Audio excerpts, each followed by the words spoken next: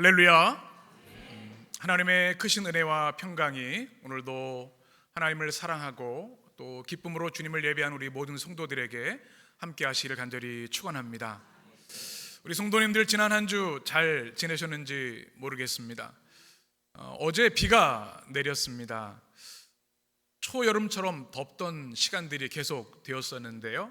비가 내리니까 참 시원한 느낌이 들고 또 부족한 수분을 대지에 채워줘서 참 상쾌한 마음이 들었습니다.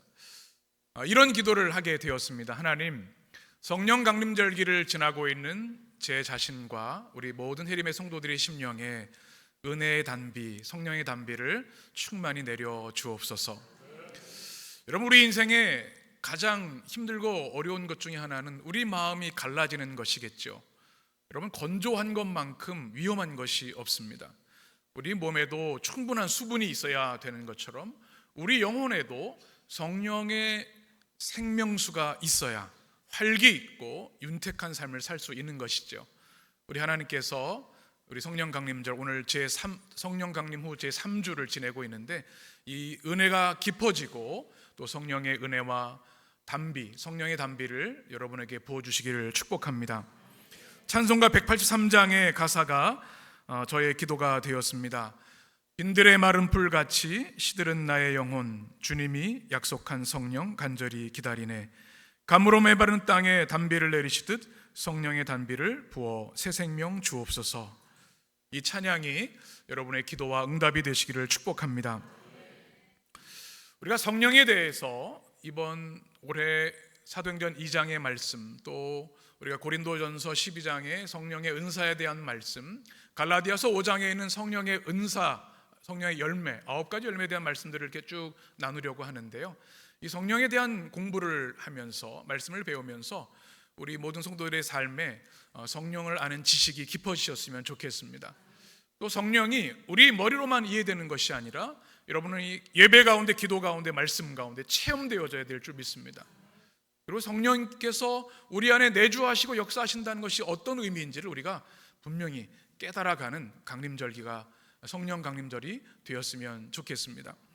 성령의 역사는 제가 지난주에도 말씀드린 것처럼 그 누구도 제한하거나 조종할 수 없습니다. 성령의 역사는 절대 주권의 역사이기 때문에 그렇습니다.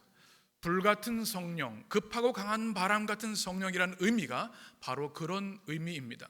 사람들은 초월적인 힘을 갖고자 하는 욕망이 있고 때로는 성령의 이름을 빌어서 자신을 드러내고자 하는 일들이 많이 나타나고 있습니다. 교회 역사에도 그랬고요. 지금 한국교회도 그런 일들이 일어나고 있습니다. 성령의 역사는 지역적이고 개인적이지 않고 교회 공동체적이고 사실은 우리의 인식과 공간을 넘어선 우주적인 역사인 것을 우리는 기억해야 합니다. 왜냐하면 성령은 삼위 하나님이시기 때문에 그렇습니다. 그런데 한국교회를 바라보면 양극단에 서 있는 경우들을 봅니다. 은사에 대해서, 성령에 대해서 오해하고 왜곡하는 일들이 참 많아요.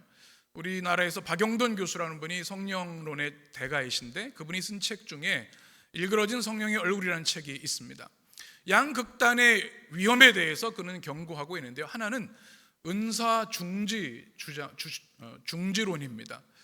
이 성령의 역사는 사도시대, 성경시대에만 국한된 것이지 지금은 그것은 성령의 역사라고 볼 수 없다고 주장하는 겁니다. 그래서 성령이 주시는 여러 가지 치유라든지 은사, 방언, 입신 이런 것들에 대해서 경계합니다. 이게 보수적인 교회들이 그렇게 이야기하고 있습니다. 또 한 극단에 보면 지나친 성령 열광주의가 있습니다. 신비한 것, 은사만 추구하고 예수 그리스도의 복음과 하나님 나라에 관심 없는 이들이 있다는 것이죠. 그래서 우리는 이 양극단이 아니라 성경적 성령 이해를 분명히 가져야 합니다. 저도 목회를 하면서 교회에 다양한 성도들이 구성되어 있습니다. 때로는 말씀 중심으로만 생각을 해서 성령의 역사에 대해서 제안하는 분들이 있는가 하면 말씀은 관심이 없고 성령이 주시는 치유와 신비한 현상만 관심이 있는 분이 있어요. 둘 다 양극단이겠죠. 우리 성경적 중심을 잡아야 하고 균형 잡힌 성령 신학을 가져야 합니다. 또 성령의 현상들을 우리는 기억을 합니다. 몇 년 전부터 한국교회에 많은 관심을 일으켰던 치유 집회를 여러분 아실 겁니다. 유명한 교회가 있고 대학 교수로 있으신 한 장로님이 치유 사역을 하시는 곳에 몇천 명씩 모입니다. 그것에 대해서 한국교회가 연구도 하고 또 신사도 운동이라든지 영적 분별에 대해서 많은 관심을 갖습니다. 사람들이 수천 명씩 모입니다. 평일에 해도 성경 공부하는 데는 모이지 않고 그리스도 예수의 희생과 헌신하는 자리는 보이지 않는데 이 치유 현장에는 많이 보여요. 이 박영돈 교수가 하는 이야기는 성령께서는 언제든지 그렇게 치유와 회복의 역사, 또 성경적 방언의 역사, 환상의 역사를 주실 수 있지만 특정 어떤 한 사람 또는 어떤 공동체, 어떤 교회만 독점한다고 하는 것은 비성경적인 것입니다. 이것은 너무 우리가 상식적으로 이해할 수 있는 일이겠죠. 치유사역자들은 자기들만이 그 일을 할 수 있다고 하는 오만을 가지고 있어서 그것을 위해서 자기가 그리스도의 영광을 자기가 취하는 일들이 참 많이 있습니다. 그런데 그럼으로 인해서 우리가 생각하는 임파테이션이라는 거죠. 우리 입신, 또 쓰러지는 현상, 또 이빨이 금리로 바뀌는 것, 그런 체험이 분명히 성령을 통해 있을 수 있지만 그것을 목적으로 모이고 그것을 성령의 역사라고 이야기하는 것은 큰 문제가 있는 것이죠. 그럼 우리는 어떤 성령에 대한 이해를 가지고 있어야 될까요? 우리 지난주에 배운 말씀 성경에 바로 다 있습니다. 우리 성령님 어떤 분이세요? 보혜사 성령이십니다. 친히 주님이 말씀하신 말씀이에요. 보혜사가 무슨 뜻이죠? 파라클레토스라는 옆에 오셔서 함께 하시고 위로하신다는 뜻을 가지고 있고 변호자가 되신다는 뜻입니다. 죄와 사망과 사단의 유혹에서부터 주의 백성들을 변호하고 지키시는 분이 성령이십니다. 성령은 진리의 영이시고 하나님의 영, 그리스도의 영이시기 때문에 우리를 인격적으로 만나주시고 우리를 복음 안에서 자유케 하십니다. 우리는 이 성령에 대한 분명한 이해를 가지고 분별할 필요가 있겠습니다. 그래서 교회 공동체 질서를 잘 따라야 하고 영적 지도자인 담임 목사의 영적 지도를 받는 것이 합당합니다. 우리 해림교회 성경에서 말씀하시는 성령, 예수 그리스도께서 하나님부터 받으셔서 성령의 담지자 되신 주님께서 우리에게 수여해 주신 그 성령을 바로 알고 성령의 역사 안에 살아가는 우리들이 되어야 할 줄 믿습니다. 성령을 우리가 공부할 때 중요한 것이 이것입니다. 성령의 여러 가지 현상들이 있습니다. 성령은 치유의 역사도 주시고 환상의 역사도 주시고 때로는 입신도 주시고 또 신비한 영적인 체험, 말로 형용할 수 없는 은혜들을 우리에게 분명히 주십니다. 그런데 왜 성령이 그런 은혜를 주시는가? 성령이 하시는 그 본래 목적은 무엇인가를 우리는 잊지 말아야 합니다. 우리를 치유하시기 위해서 우리에게 환상을 주시기 위해 성령이 그 목적을 가지고 하시는 게 아니죠. 한번 따라해 보실까요? 하나님 나라, 예수 그리스도의 사역의 핵심도 바실레이아, 하나님의 나라였고 성령의 사역도 핵심이 뭐예요? 바실레이아, 하나님의 나라입니다. 예수님께서 많은 이들의 병자를 치유하셔서 왜 그래요?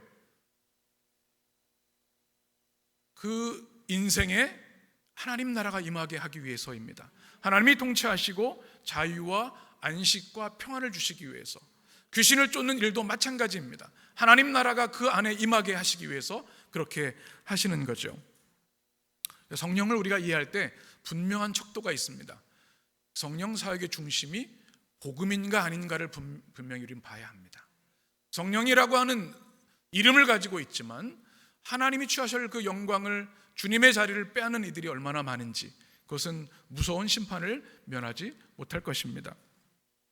그래서 우리는 성령을 공부하고 사모할 때 예수 그리스도를 꼭 기억해야 합니다. 왜 그렇습니까? 성령은 예수 그리스도의 영이시기 때문에 그렇습니다. 우리 하나님은 인격적인 하나님이시라는 것입니다. 우리 성도들에게 그런 마음이 있었으면 좋겠습니다. 여러분, 사귐의 제일 원칙이 뭔지 아십니까? 서로 사귀게 되면 어떻게 해야 되죠? 서로를 귀하게 여기고 진심으로 사랑하는 마음으로 만나고 교제하는 것, 지속성이 중요합니다. 성령님도 인격적인 하나님이십니다. 이 성령 치유자들의 왜곡되고 잘못된 것 중에 하나가 뭐냐면 성령을 조종합니다. 그리고 성령에게 명령을 합니다. 하수인 부하인 것처럼. 그런데 성령님은 그런 하나님이 아니십니다. 인격적인 하나님이십니다.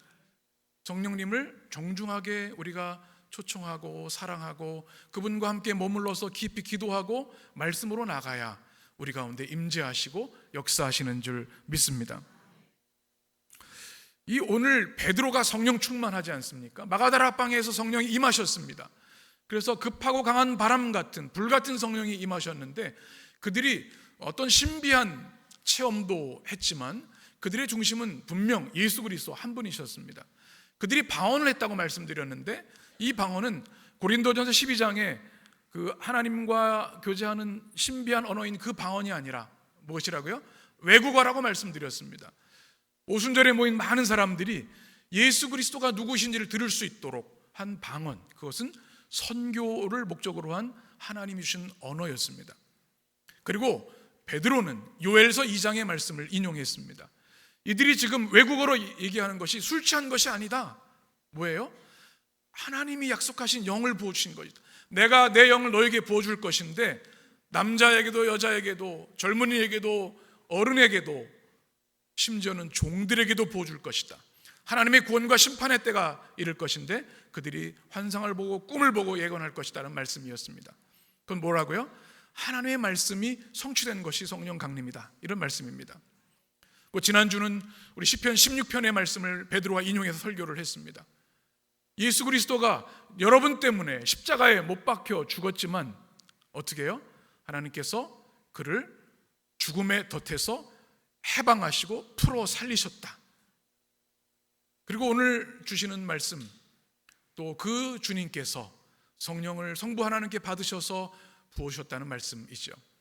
오늘 베드로의 설교는 클라이막스로 갑니다. 성령 충만한 그에게 메시지는 단 한 가지였습니다. 다른 것 아니었습니다. 예수 그리스도가 누구신가? 우리에게 성령을 보내주신 그리스도가 누구신가? 그리고 부활하셔서 지금도 우리 가운데 계시는 그리스도의 영이신 성령이 어떤 분이신가를 우리에게 선명하게 보여주시는 거죠.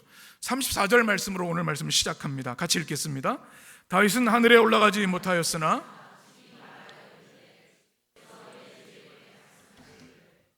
아멘.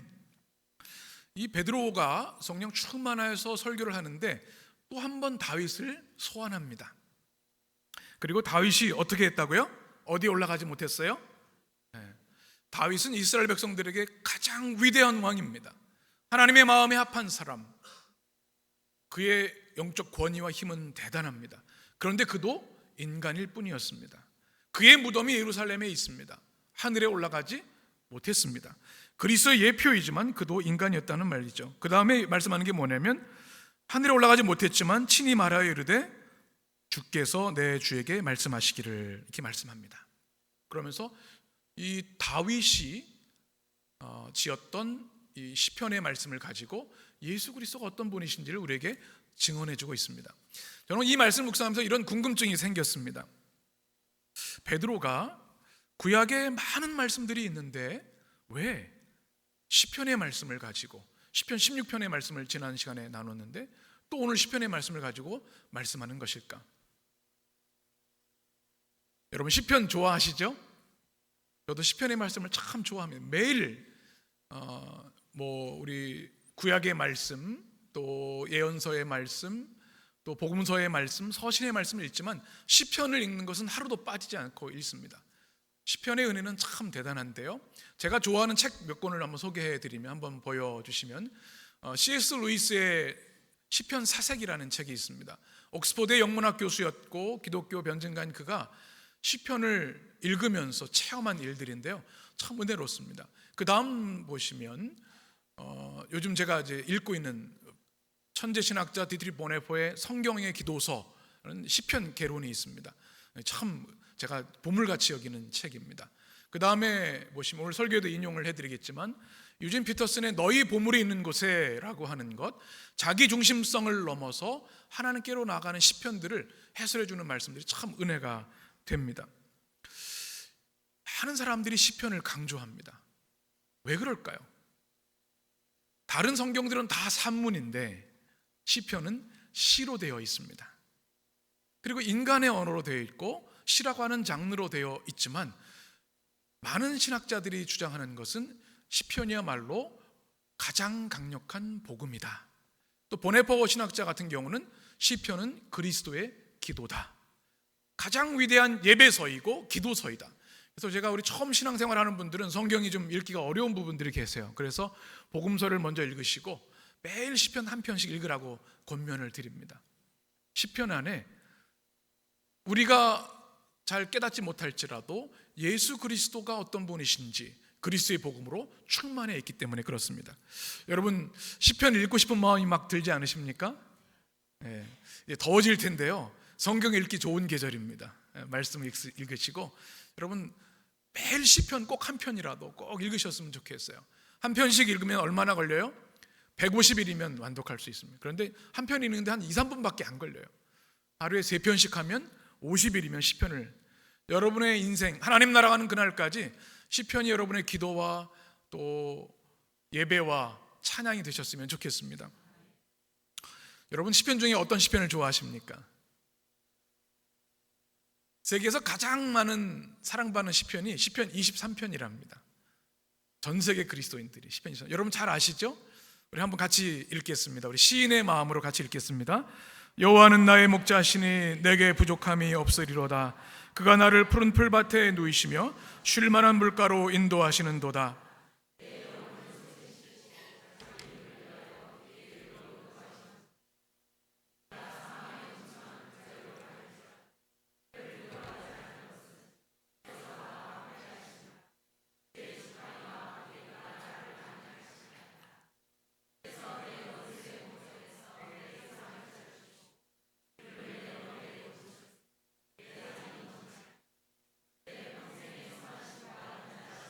반드시 나를 따르리니 내가 여호와의 집에 영원히 살리로다. 아멘.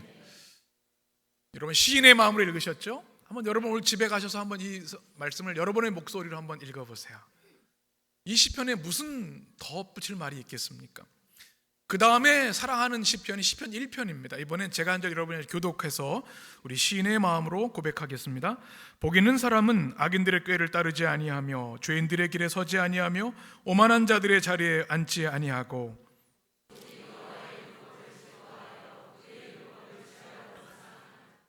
그는 시냇가에 심은 나무가 철을 따라 열매를 맺으며 그 잎사귀가 마르지 아니함 같으니 그가 하는 모든 일이 다 형통하리로다. 우리 5절 6절 같이. 그러므로 악인들은 심판을 견디지 못하며 죄인들이 의인의 엄에 들지 못하리로다. 무릇 의인들의 길은 여호와께서 인정하시나 악인들의 길은 망하리로다. 아멘. 참 은혜가 되죠. 혼자 읽을 때랑 또 우리 성도들이 함께 합독을 할 때 주시는 은혜가 있어요. 그런데 1세기 그리스도인들, 고난받는 그리스도, 예수님을 믿는 것 때문에 감옥에 가고 십자가에 달리고 화형을 당했던 1세기 그리스도인들이 가장 사랑했던 시편은 시편 23편도 아니고 시편 1편도 아니었습니다. 어떤 시편이었을까요? 오늘 설교 제목에 힌트가 있습니다. 시편 110편입니다. 왜 1세기 성도들은 시편 110편을 그토록 사랑했던 것일까? 안타깝게도 신약 성경에 시편 23편은 한 번도 인용되지 않았습니다. 시편 1편도 그래요. 그런데 시편 110편은 15번이나 인용되었고요. 초대 성도들이 이 시편을 달달 외웠고 필사하고 함께 토론하고 이 시편 110편을 통해서 찬양하고 예배하고 기도했던 것을 역사를 통해서 우리가 보게 됩니다. 왜 시편 110편일까요? 보네포는요 그의 책에서 이렇게 설명을 합니다. 제가 직접 인용해서 읽어드립니다. 시편 2편과 시편 110편은 그리스도가 원수들을 누르고 거두신 승리, 그분 나라의 건설, 하나님의 백성의 헌신을 증언한다. 여기서도 예언은 다윗 및 그의 왕권과 결부된다. 하지만 우리는 다윗 안에서 미래의 그리스도를 인식하게 된다. 루터는 시편 110편을 우리 주 예수 그리스도를 분명하게 알리는 으뜸 시편이라고 불렀다. 왜 1세기 성도들이 이 시편을 사랑했어요? 예수 그리스도가 어떤 분이시라 알리는 으뜸 시편이었기 때문에 그렇습니다. 그들이 믿는 예수님, 그 예수를 믿는 믿음 때문에 고난당하고 환난당하는데 예수님이 지금 어떤 상황에 계시고 어떤 역사를 하시고 우리에게 어떤 분이신지를 밝히 보여주기 때문이라는 것입니다. 오늘 말씀 34절 35절에 보면 베드로가 이 시편 110편을 인용해서 이렇게 말씀합니다. 다윗은 하늘에 올라가지 못했으나 친히 말하여 이르되 주께서 내 주에게 말씀하시기를 내가 내 원수로 내 발등상이 되게 하기까지 너는 내 우편에 앉아 있으라 하셨도다 하였으니. 아멘. 34절에 보면 중요한 말씀이 나옵니다. 내 주께서 말씀하시기를. 이게 뭐예요? 이것을 우리는 신탁이라고 합니다. 오라클이라고. 하나님이 직접 하신 말씀. 성경에 보면 사람들이 한 이야기도 기록되어 있고 또 사건을 기술하는 내용도 있지만 하나님이 직접 하신 말씀들을 인용할 때 하는 말씀이 하나님이 말씀하시기를 신탁 또는 오라클이라고 얘기합니다. 이 시편 110편에는 두 가지 신탁이 있습니다. 시편보다 하나님의 말씀보다 중요한 것이 어디 있겠습니까? 바로 그 시편 110편을 통해서 두 가지를 우리에게 선포하고 있습니다. 우리 첫 번째 한번 뭐라고 말씀하고 있습니까? 너는 내 우편에 앉아 있으라. 시편 110편이 주는 신탁의 말씀, 하나님의 직접적인 말씀은 이것입니다. 35절을 보면 후반절에 너는 어디에? 여기서 주께서 내 주께 말씀하신다. 내 주께서는 하나님을 성부 하나님을 말하고요. 내 주는 다윗이 칭하는 오실 메시아 그리스도를 말합니다. 그런데 주신 말씀이 뭐냐면 그리스도께 너는 어디에? 내 우편에 앉아 있으라. 여러분 우편이 뭐죠? 여러분 우편에 누가 계세요 지금? 어떤 사람처럼 보이십니까? 이 성경에서 우편은 오른쪽이라고 하는 것은 하나님의 권능을 의미합니다. 뉴스를 보다 보면 국제 뉴스를 보면 이제 각 나라들 이야기들이 나오고요. 그 장면들을 보면 여러분 누가 그 나라의 실권장가를 보면 대통령 옆에 누가 앉았는가, 그 오른쪽에 누가 있는가, 또 우리 북한 같은 경우는 국방위원장 오른쪽에 누가 앉아 있는가, 이 서열이 결정되는 겁니다. 이 오른쪽이라는 건 그런 의미입니다. 성부 하나님께서 나사렛 예수 그리스도 목수셨고 십자가에 죽으신 그 그리스도가 지금 어디 계시다고요? 하나님의 오른쪽에 가장 높고 가장 권세 있는 자리에 주님이 그곳에 계시다. 주님이 그렇게 이미 다윗을 통해 예언하셨다 말씀하는 말씀입니다. 하나님의 오른편은 그 누구도 앉을 수 없습니다. 세상에 아무리 뛰어난 지혜자도 권력자도 철학자도 신비한 기적을 행하는 자도 그렇습니다. 누구만 앉을 수 있으십니까? 오직 우리 주님 예수 그리스도만 하나님 우편에 계신 줄 믿습니다. 이것을 오늘 성경이 시편 110편이 말씀하고 있는 것이죠. 여러분 우리 인생을 살아가면서 우리가 바라보는 것들이 있습니다. 여러분 지금 무엇을 바라보며 살고 계십니까? 주식하는 분들은 주식 변동만 계속 본다고 하더라고요. 그리고 손주가 태어난 분들은 손주밖에 안 보여, 이런 분들이 계세요.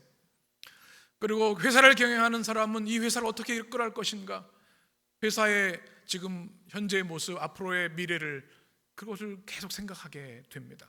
때로는 우리의 인생이 내 마음대로 되지 않아서 실패한 것만 보이고 절망스러운 것만 보일 때도 많이 있습니다. 그런데 오늘 성경은 우리에게 분명히 말씀합니다. 눈을 들어 하나님의 오른편에 계신 분을 보라 말씀하시는 줄 믿습니다. 하나님의 우편에 계셔서 우주 만물을 통치하시고 다스리시는 권능의 주님, 그 주님이 우리의 주님이시다, 이렇게 말씀하시는 줄 믿습니다. 그러니 1세기 성도들이 얼마나 위로가 됐겠습니까? 예수님 믿는 것 때문에 로마 황제 핍박을 받고 감옥에 갇히고 죽어갑니다. 그러나 우리 주님은 하나님 우편에서 우리를 바라보시고 지키시고 역사하신다는 사실, 이 믿음이 있었기에 그들은 순교의 현장에도 주님을 찬양하며 예배할 수 있었던 것이죠. 오늘 말씀해 보면 그러면 언제까지 하나님의 우편에 앉아 계셔야 되는지를 말씀하고 있는데 35절에 보면 뭐라고 말씀하십니까? 내가 내 원수로 무엇이 되기까지? 발등상이 되게. 발등상이란 말을 잘 안 쓰는데요, 발등상이 무엇일까요? 사진을 보시면 이 합성어입니다. 발등상이라는 말은 발받침대라는 뜻인데요, 이 고대 사회에는 한번 사진 다시 한번 보여주시면 왕이 발을 딛는 발판을 말합니다. 황금으로 되어 있는 경우가 많습니다. 그런데 고대 사회에서는 두 나라가 전쟁을 하고 승전국의 왕이 패전국의 왕을 발등상처럼 여겨서 패전국의 왕을 승리한 왕이 목을 밟는 일을 상징적으로 했습니다. 이제 너희는 내가 완전히 제압했어, 내 밑으로 들어와, 이런 얘기입니다. 내 원수를 발등상이 되게 한다는 뜻이 무엇일까요? 바로 원수 사단마귀 권세, 하나님을 대적하는 모든 악한 세력들을 하나님께서 최후 심판 때 발등상이 되게 하신다. 발 아래 복종하게 하신다. 누구 발 아래? 우리 주 예수 그리스도 발 아래, 하나님의 우편에 계신 그리스도의 발 아래 복종케 하신다는 말씀입니다. 그러니 얼마나 위엄이 있으시고 강하신, 전능하신 우리 주님이십니까? 이것이 우리 성도들이 바라보아야 할 주님의 모습인 줄 믿습니다. 우리는 왕을 생각할 때 그다지 좋은 이미지를 갖지 못합니다. 역사의 왕들이 많은 폭군들도 있고 자기 욕심과 탐욕을 위해서만 살아가는 왕들이 너무 많았기 때문에 그렇습니다. 그런데 우리 주님은 전혀 다른 왕이시지요. 가장 가난한 자의 모습으로 오셨고 몫으로 평생 육체노동을 하며 사셨고, 예루살렘 입성하실 때도 큰 군마가 아니라 어린 나귀 새끼를 타고 오셨습니다. 십자가의 평화의 왕으로 죽으셨습니다. 우리가 섬기는 왕은 평화의 왕이고 사랑의 왕이고 섬김과 겸손의 왕이신 예수님이신 줄 믿습니다. 제자들은 그 주님을 사랑했습니다. 그런데 그 당시의 열강의 왕들은 그 나사렛 예수를 경멸했습니다. 그게 무슨 왕이냐? 왕이 칼의 권력이 있어야지. 그런데 오늘 시편 110편은 뭐라고 말합니까? 하나님이 우편에 계신 분은 로마 황제가 아니라 우리를 위해 이 땅에 오신, 우리를 위해 십자가에 죽으신 예수 그리스도시다. 그분이 하나님 우편에 계시다. 장차 최후 심판 때 모든 악한 것들을 그 발등상에 복종시킬 것이다. 이것이 우리에게 주는 복음의 말씀인 줄 믿습니다. 에베소서 1장에서 이렇게 말씀합니다. 그의 능력이 그리스도 안에서 역사하사 죽은 자들 가운데서 다시 살리시고 하늘에서 자기의 오른편에 앉히사, 21절 함께, 모든 통치와 권세와 능력과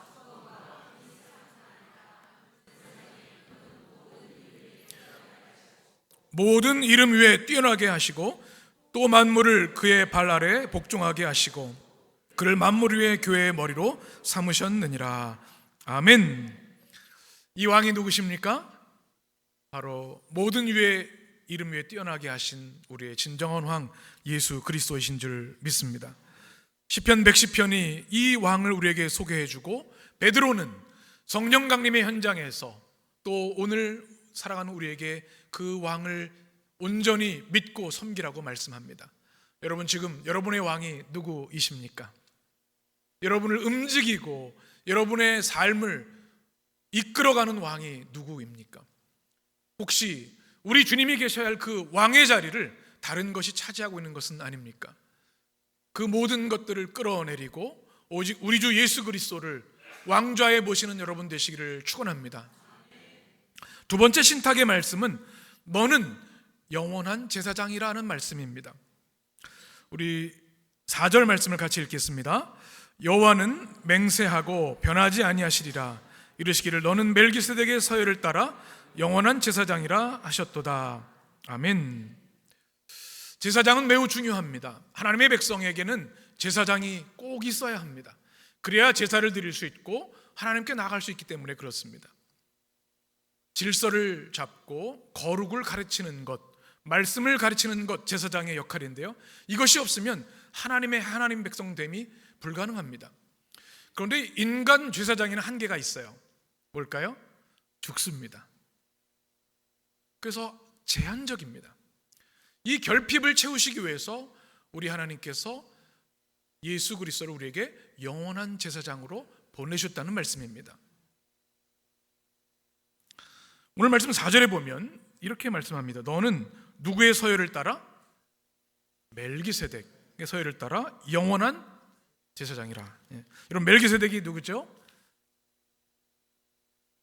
멜기세덱, 말라크라는 게 왕이란 뜻이고요, 체데크라고 하신 의라는 뜻입니다. 공의의 왕이라는 뜻을 가진 사람인데요, 신비에 쌓인 인물로 성경에 나옵니다. 창세기 14장에 보면 이렇게 되어 있습니다. 살렘 왕 멜기세덱이 어디의 왕이에요? 살렘 왕, 그죠? 평화의 왕이라는 뜻이죠. 쭉 19절에 보면 전쟁에 승리하고 아브라함을 축복하고 또 하나님께 복을 빌어 줍니다. 그리고 처음으로 아브라함이 11조를 드리게 되는 장면이 나옵니다. 히브리서 7장에 보면 이것을 또 설명하는데요, 히브리서 7장 1절에 보면 이 멜기세덱은 누구의 왕? 살렘 왕, 지극히 높으신 하나님의 제사장이라. 그래서 아브라함의 얘기를 쭉 하면서 2절 하반절에 보면 의의 왕이요 그 다음은 살렘 왕이니 곧 평강의 왕이요. 예수 그리스도를 예표하는 왕으로 알려져 있습니다. 그런데 3절에 보면 아버지도 없고 어머니도 없고 족보도 없고 시작한 날도 없고 생명의 끝도 없어 하나님의 아들과 닮아서 항상 어떻게 해요? 제사장으로 있느니라. 그것을 예수 그리스도라고 우리가 특정할 수는 없겠지만 예수 그리스도를 예비한 신비한 하늘의 제사장으로 우리가 알 수 있습니다. 구약에는 아론 계열의 제사장이 있습니다. 레위 지파에서만 제사장이 나옵니다. 그런데 예수님은 어느 지파예요? 유다의 지파, 유다의 사자, 다윗의 후손으로 오신 예수 그리스도는 유다 지파입니다. 육신의 법을 따르신 것이 아니라 어떻게 해요? 하늘에서 오신 영원하신 제사장임을 우리에게 말씀해 줍니다. 이것이 히브리서 7장에 나오는 말씀인데요, 14절에 보면 7장에 보면 16절에 그는 육신에 속한 한 계명의 법을 따르지 아니하고 오직 불멸의 생명의 능력을 따라 되었으니, 우리 17절 같이 증언하기를 내가 영원히 멜기세덱의 반차를 따르는 제사장이라 하였도다. 아멘. 인간 제사장의 한계를 넘어서 영원토록 시간과 공간과 역사를 초월해서 우리를 지키시고 도우시는 제사장으로 예수 그리스도께서 우리에게 오셨다는 말씀입니다. 얼마나 큰 은혜가 되는지요. 제사장의 은혜가 있습니다. 우리 죄를 하나님께 가져가서 용서해 주시고 우리 깨어진 관계를 치유해 주시고 또 하나님께로 우리를 이끌어 주시는 분입니다. 그 제사장이 소중한데 인간 제사장이 아니라 영원하신 제사장은 우리의 모든 삶의 문제들을 해결해 주시고 치유해 주시고 우리를 하나님께로 이끌어 주시는 분이십니다. 이 은혜의 주님이 우리의 주님이신 줄 믿습니다. 시편 110편은 두 가지 복음을 우리에게 선포합니다. 하나는 뭡니까? 예수 그리스도가 누구라고요? 바로 만왕의 왕이십니다. 다윗이 예언한 그분이 바로 예수 그리스도이시고 만왕의 왕, 우주의 통치자이십니다. 또 하나는 그리스도는 영원한 제사장입니다. 이것이 바로 베드로의 설교의 핵심이고 다윗의 예언이었습니다. 이것을 유진 피터스는 그의 책에서 이렇게 설명해 줍니다. 왕의 직무가 뭔지, 제사장의 직무가 무엇인지를 이렇게 잘 설명해 줍니다. 왕은 통치 기능을 하는 존재입니다. 왕은 삶을 다스리고 구체화하고 안내하는 하나님의 능력을 상징합니다. 자막을 좀 보여주시죠. 제사장은 구원 기능을 하는 존재입니다. 제사장은 삶을 새롭게 하고 용서하고 북돋는 하나님의 능력을 상징합니다. 왕은 왕궁과 연계하여 정치라는 외부 세계에서 일하고 제사장은 성전과 연계하여 영이라는 내부 세계에서 일합니다. 왕은 수평적으로 인간적인 관계를 전문으로 다루었고 제사장은 수직적으로 영적인 관계를 전문으로 다룹니다.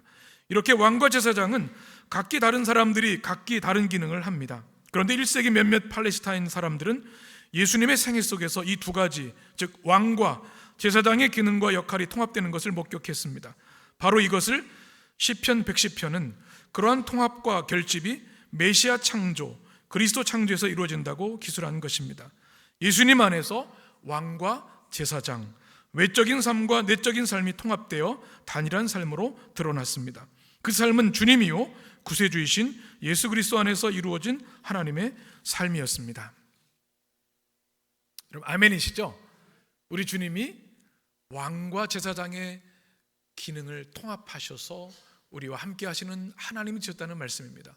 왕 같은 제사장이라는 말이 여기 나오는 거죠.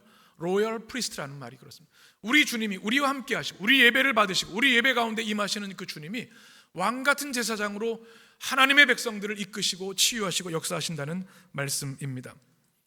그래서 1세기 성도들은 핍박 중에도 그 주님을 찬양했고 시편 110편을 암송하고, 그래, 내가 믿는 예수 그리스도, 나사렛 예수 그리스도, 우리를 위해 십자가에 처참하게 죽으셨지만 부활 승천하셔서 하나님 우편에 계신 그 주님, 그 주님은 우주 만물을 통치하시는 통치자이시고, 그 주님은 우리의 모든 삶의 죄를 용서하시고 치유하시는 제사장이시다.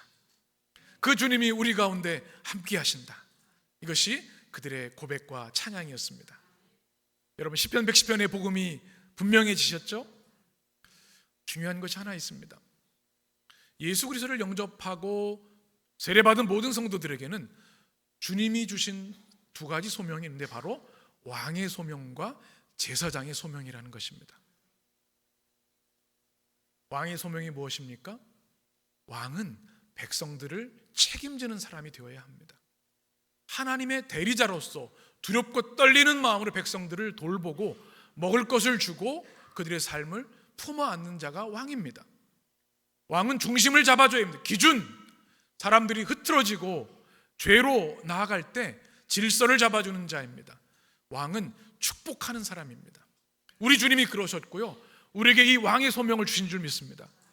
우리 해림 성도들 오늘 말씀을 듣고 이제 한 주간 살아가실 때 왕의 소명을 기억하시고 여러분이 서 있는 가정에서 왕의 소명에 최선을 다하시기 바랍니다.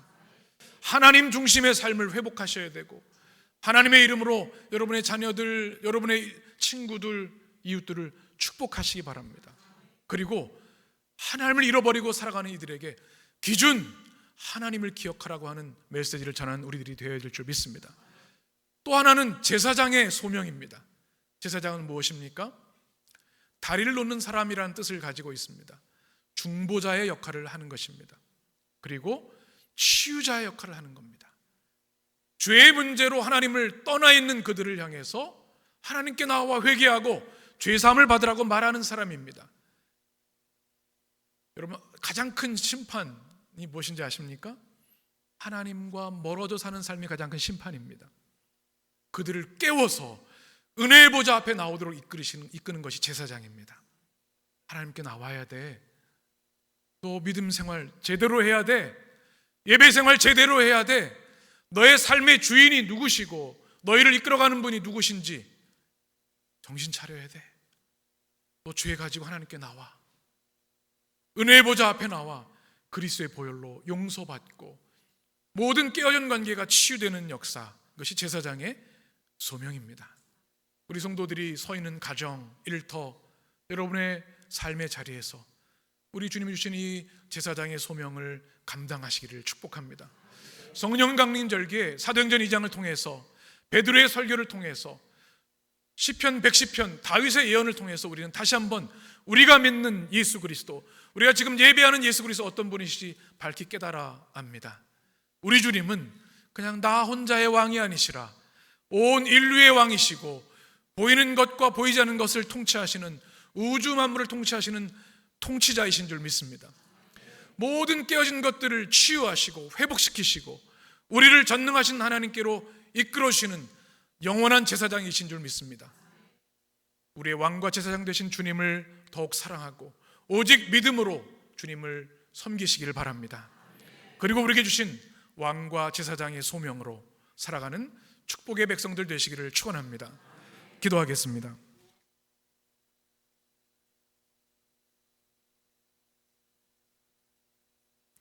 그런즉 이스라엘 온 집은 확실히 알지니 너희가 십자가에 못 박은 이 예수를 하나님이 주와 그리스도가 되게 하셨느니라. 생명의 주 하나님, 오늘 우리에게 성령으로 임하시고 충만케 하셔서 이 복음의 말씀을 선명히 깨닫게 하시니 감사합니다. 다윗의 예언을 통해, 성령 충만한 베드로의 설교를 통해 우리가 믿는 예수 그리스도가 우주의 통치자이심을, 영원한 제사장이심을 깨닫게 하셨으니 주님, 그 은혜를 무한 감사하며 찬양하며 살게 하여 주옵소서. 그 주님이 우리 안에 내주하시고 성령으로 동행하시며 우리 삶을 지도하시고 조명하시고 이끄심을 믿습니다. 주님, 보혜사 성령께서 이 전능하신 우리 주님과 동행할 수 있도록 날마다 우리 영을 깨우시고 우리 입술로 주님만이 우리의 왕이십니다, 주님만이 우리의 제사장이십니다 고백할 수 있는 성도들 되게 하여 주옵소서. 또한 깨어지고 패역한 이 시대 가운데 우리 성도들이 서 있는 그곳에 왕의 소명으로, 제사장의 소명으로 신실하게 살아가는 복된 주의 성도들 되어서 성령의 위대한 치유와 회복의 역사, 예수 그리스도의 복음의 역사가 풍성히 열매 맺게 하여 주옵소서. 예수님의 이름으로 축복하며 기도합니다. 아멘.